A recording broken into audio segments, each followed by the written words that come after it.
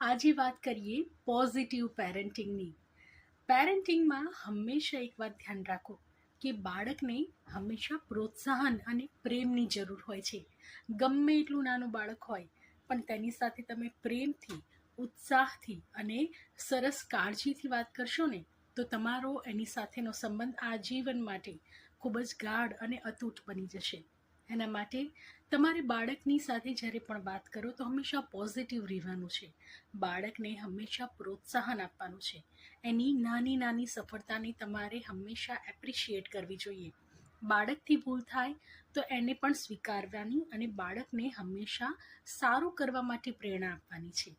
બાળક ક્યારેય પણ નિરાશ થઈ જાય, પરીક્ષામાં સારા માર્ક્સ ન આવે, કોમ્પિટિશનમાં સારું પરફોર્મ ન કર્યું હોય તો તમારે એનો ટેકો બનવાનો અને નેક્સ્ટ ટાઈમ વધુ સારું પરફોર્મન્સ આપવા માટે તેને હંમેશા પ્રોત્સાહન આપતા રહેવું જોઈએ.